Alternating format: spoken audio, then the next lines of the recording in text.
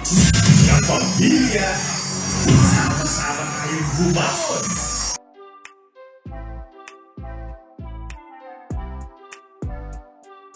Isang kapuso star na naman ang bumisita sa noontime show na It's Showtime. Ito nga ay si kapuso primetime prince Miguel Tan Felix. Gaya nga ng ginagawa ng mga guest na kapuso star ng It's Showtime ay isang bigating dance prod din ang inihatid ng aktor sa mga madlang people kasama ang Showtime Baby Dolls. Warm welcome naman ang ipinaramdam ng mga It's Showtime host kay Miguel Tan Felix. Makikita naman sa aktor na na-overwhelm ito sa pagtanggap sa kanya ng It's Showtime. Sa katunayan ay inamin nito na gusto niyang makasama sa isang prod si King of the Dance Floor Bong Navarro. Agad naman na nagpasalamat si Bong Navarro matapos ito sabihin ni Miguel Tan Felix.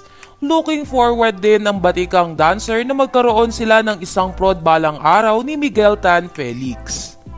Sinigaw din ni Miguel ang What's Up Madlang People at sinayaw ang trending song ni Imogen na Hello Madlang People, Mabuhay. Game na game din na nakilaro si Miguel Tan Felix sa segment ng It's Showtime na Rampanalo. Makikita naman na kinakausap ni Bong at Ayon si Miguel sa Rampanalo para hindi ito ma-out of place sa kanilang show. Pinasayaw din ni Vice Ganda si Miguel habang hawak ang kahon.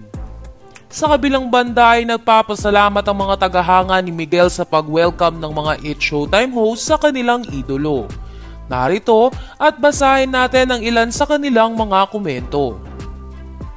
He shines the best at the dance floor. Grabe ang galing mo.